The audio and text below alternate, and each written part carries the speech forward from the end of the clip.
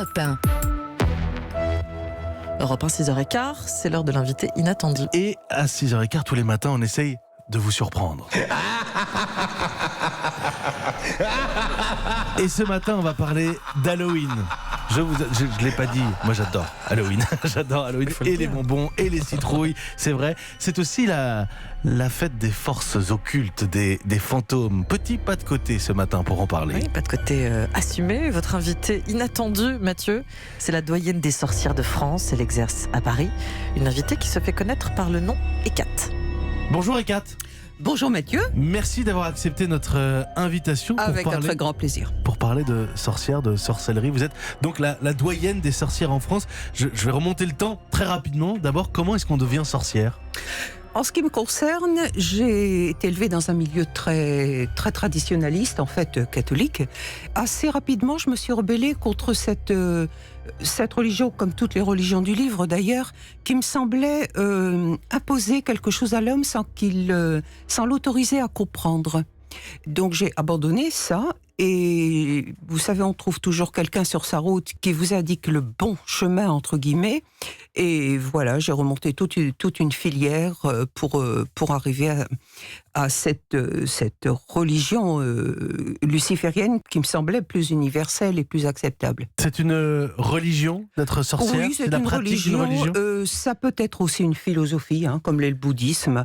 Avec ses rituels. Avec ses rituels et ses pratiques. Avec ses rituels et ses pratiques, bien sûr. Vous avez, très je crois, des outils qui vous sont propres. Oui, j'ai l'épée, j'ai le poignard. Ce n'est pas pour tuer, je vous rassure.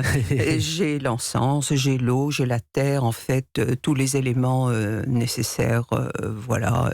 Et puis, ces fameuses poupées de cire dont on parle tant, qui sont destinées aux envoûtements, aux contre-envoûtements, etc., que l'on pique avec des clous. Je crois que les gens connaissent un peu cette pratique-là, qui est assez redoutable si on la mène à bien. Vous jetez des sorts, vous pouvez à la fois punir quelqu'un ou au contraire attirer de bonnes ondes, de bonne volonté. En théorie, nous pouvons tout faire. Je dis bien, en théorie, nous pouvons tout faire. Ceci dit, après, c'est une question d'éthique. Si vous voulez essayer de donner, parce qu'on n'est jamais sûr du résultat, essayer de donner la mort à quelqu'un, vous pouvez. Vous y refusez ? Oui, moi je me vois mal donner la mort à quelqu'un, sauf, j'y mettrai un bémol, sauf si vraiment, prenons un exemple tout bête, une personne me dit, voilà, mes parents ont été, mes vieux parents ont été martyrisés par des jeunes, et voilà, moi j'hésiterais pas du tout à essayer un envoûtement de mort sur ces gens-là, sur ces jeunes-là. On vous a déjà demandé la mort. La mort. Ah oui, carrément. Ah oui, la mort est une demande courante, de plus en plus courante, oui. Les gens ils ont de la colère. Qu'est-ce qui se passe ? De toute façon, je n'ai rien à vous apprendre. Les gens sont extrêmement agressifs. Les gens sont... Enfin, moi, je perçois ça même dans ma vie personnelle. Les gens sont très agressifs. Les gens deviennent de plus en plus individualistes. Et tout celui qui n'est pas dans la norme, ma foi, si on peut le faire disparaître, c'est pas plus mal. On ne cherche même pas d'autres solutions. Vous pratiquez des sacrifices ? Non, parce que déjà, je crois que c'est pas utile. Si on a à faire couler un peu de sang, on prend son propre sang, c'est un petit peu plus... Et ça, vous le faites ? Vous utilisez votre sang ? Il m'arrive de prendre une petite goutte de sang sur mon index, mais je me refuse à faire couler le sang des autres, parce que c'est pas utile du tout. Et pour moi, ce sont des pratiques d'illuminés, ça. Vous savez... Voire d'arnaque ? Voire d'arnaque. Oui, vous savez, sacrifier un coq pour avoir de l'argent, moi je veux bien, vous montrerai comment on fait. Alors vous avez un cabinet de sorcellerie dans le 16e arrondissement de Paris.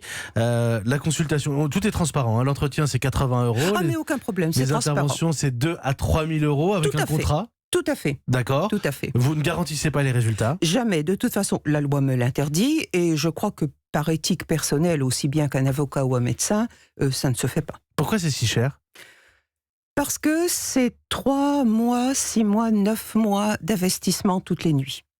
Plus, je ne me plains pas, loin de là, plus la gestion de mes consultants par mail, par téléphone, ça peut les prendre de m'appeler à 2h du matin parce qu'ils sont en panique.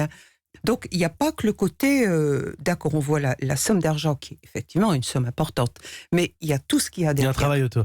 Vous travaillez la nuit ? Oui, principalement. Principalement la nuit. Principalement. Vous êtes une sorcière luciférienne, vous travaillez la nuit. On a quelques images d'Épinal, de la sorcellerie. Vous y adhérez? Oui, je l'assume. Ouais.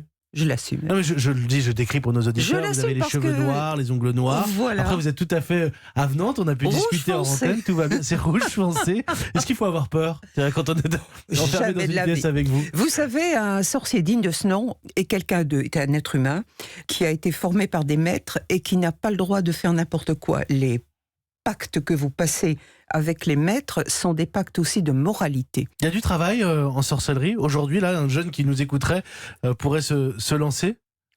Oui, pourrait se lancer certainement, mais après un long apprentissage.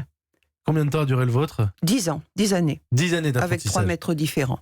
Avec 3 maîtres. Mais mon parcours a été très, très compliqué, parce qu'avant de trouver les bonnes personnes, on passe par toutes sortes de gens plus ou moins allumés, de sectes. Moi, j'ai une fois au moins risqué ma vie.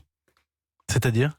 Parce que quand on n'est pas guidé, donc on cherche un peu à frapper à toutes les portes en se disant je vais tomber sur la bonne personne, et vous tombez sur des groupes complètement allumés. Je peux vous montrer une cicatrice d'un coup de poignard que j'ai reçu. On ne voit plus grand-chose aujourd'hui. Ah, mais si, quand même.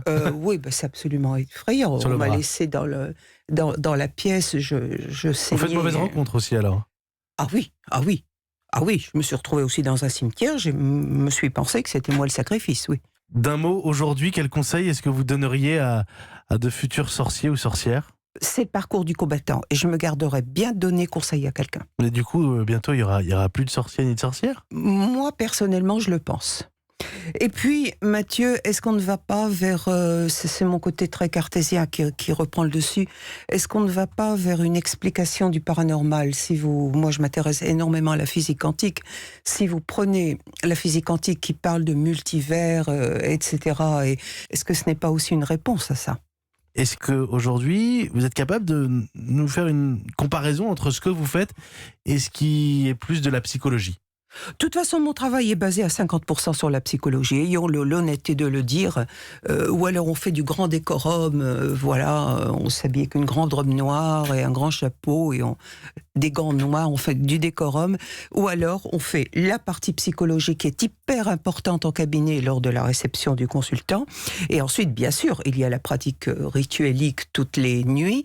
Mais l'un ne va pas sans l'autre. Et Kat, vous faites quoi ce soir? Ça fait quoi une sorcière le soir d'Halloween?